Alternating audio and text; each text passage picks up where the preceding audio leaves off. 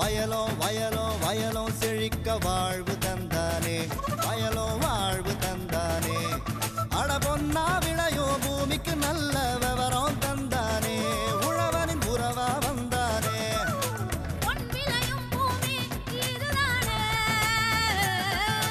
வயலோ வயலோ வயலோ செழிக்க வாழ்வு தந்தானே, வயலோ வாழ்வு தந்தானே. அட பொன்னா விளையோ பூமிக்கு நல்ல விவரம் தந்தானே, உழவனின் உறவா வந்தானே. தந்தன தந்தன தன தந்தானே, மங்களம் பொங்கிட துணை வந்தானே. தந்தன தந்தன தன தந்தானே, மங்களம் பொங்கிட துணை வந்தானே. வணக்கம் வேளாண் பெருமக்களே, இன்றைய பொன் விளையும் பூமி நிகழ்ச்சியில் உங்கள் அனைவரையும் சந்திப்பதில் மிக்க மகிழ்ச்சி. நிகழ்ச்சியில் முதலாவதாக மாத்தி யோசிச்சேங்க. மத்திய அரசும் மாநில அரசும் வேளாண்மையாளர்கள் தாங்கள் உற்பத்தி செய்யும் வேளாண் பொருட்களுக்கு உரிய விலை கிடைத்திடவும் நுகர்வோருக்கு தரமான வேளாண் பொருட்கள் கிடைத்திடவும் பல செயல்முறை கூறுகளை தேசிய வேளாண் வளர்ச்சி திட்டத்தில் அங்கமாக்கி வங்கிகளின் மூலம் வேளாண்மையாளர்களுக்கு கடன் வசதியினையும் மானியத்தினையும் வழங்கி சேமிப்பு கிட்டங்கிகளை ஏற்படுத்தி வருகின்றது. அவ்வகையில் வெங்காய சேமிப்பு கிட்டங்கி கட்ட மானியம் பெற்ற பயனாளி மதுரை மாவட்டம் டி கல்லுப்பட்டி வட்டாரத்தினை சார்ந்த NS மைதீன் பிச்சை ஆவார். அவரை சந்தித்த போது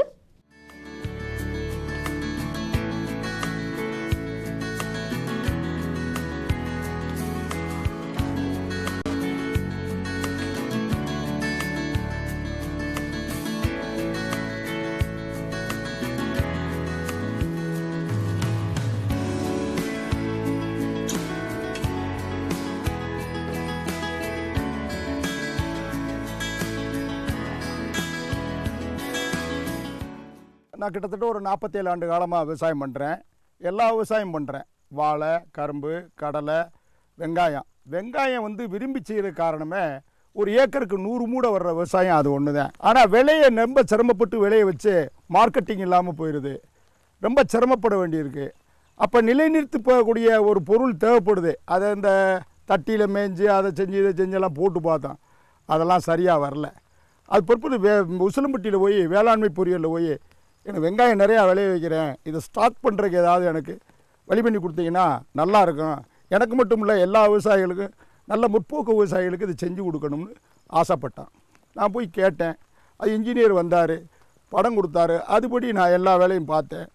திறமையாக உட்காந்து வேலை செஞ்சேன். என்னுடைய சுய உழைப்பில் வெல்டிங்கு எல்லாமே நானே கிட்டத்தில் வச்சு இதை உருவாக்கினேன். இவர் வாரத்துக்கு ஒருக்கா சார் வருவாங்க, பார்ப்பாங்க, அடுத்து இதை செய்யுங்கன்னு சொல்லுவாங்க. அதுபடி செஞ்சுக்கிட்டே இருந்தேன். ஃபைனல் பண்ணி முடிச்சுட்டு சார் பார்த்து அது பிற்பாடு நான் செலவழித்த பணத்தை காட்டிலையும் நான் கிட்டத்தட்ட ஒரு 90,000க்கு மேலே செலவழிச்சிருக்கேன். 40,000 ரூபா சப்சிடி வேளாண்மை பொறியியல் உசிலம்பட்டியிலேருந்து எனக்கு கொடுத்தாங்க. நான் வாங்கிக்கிட்டேன். நல்ல விதமாக அதை செஞ்சு முடித்தேன். 7.5 மீட்டர் மொத்த நீளம். உயரம் டாப் உயரம் கிட்டத்தட்ட ஒரு 10 அடி வரைக்கும் வரும்.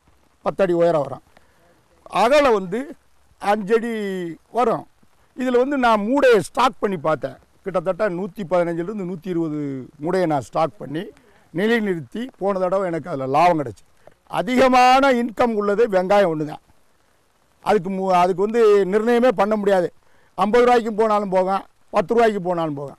அதை ஸ்டாக் வச்சு விற்றா விவசாயி லாபம் முடிவேன். அதுக்காக இந்த எல்லா விவசாயிக்கும் முற்போக்கு விவசாயிகள் தண்ணி இருக்கணும், அது பாடுபடக்கூடிய வேகமான ஒரு இது இருக்கணும். அப்படின்னாத்தான் இதை அமைக்க முடியும். மேலும் விவரம் பெற NS மைதீன் பிச்சை அவர்களை 09600752404 என்ற கைபேசி எண்ணில் தொடர்பு கொள்ளலாம். இனி வருவது வேளாண் ஆலோசனை நேரம்.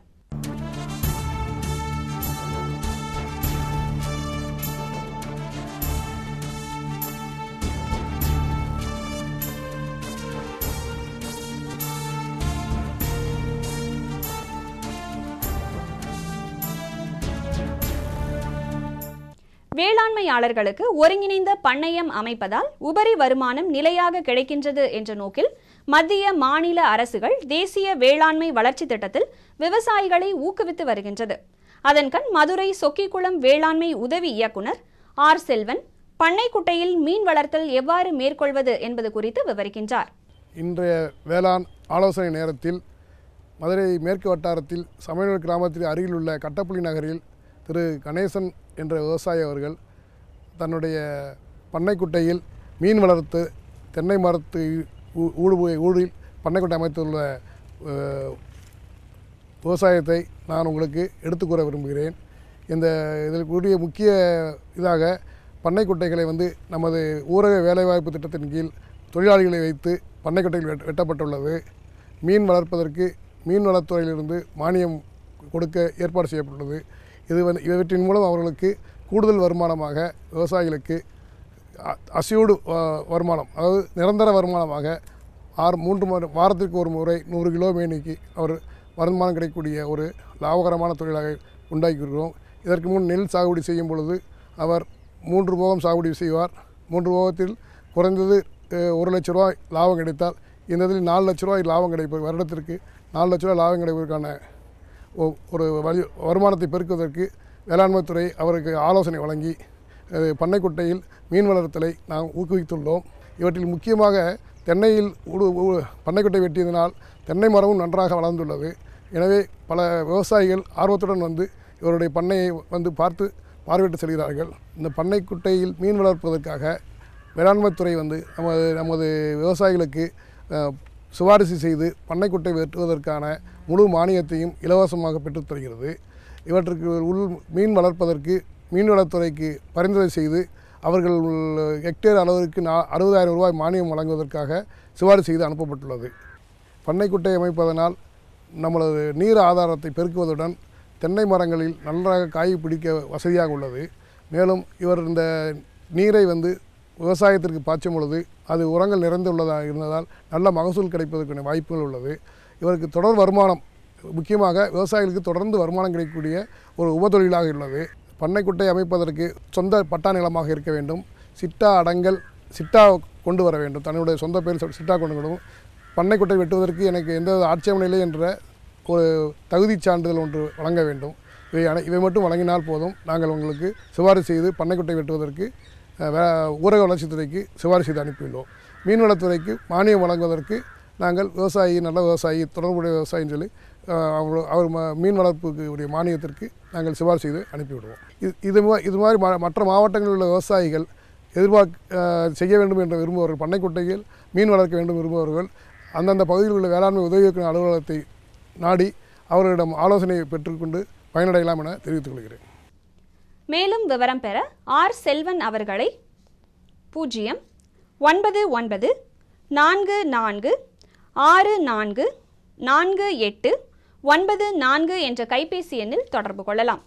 மீண்டும் நாளைய பொன்விளையும் பூமி நிகழ்ச்சியில் சந்திப்போம். நன்றி, வணக்கம்.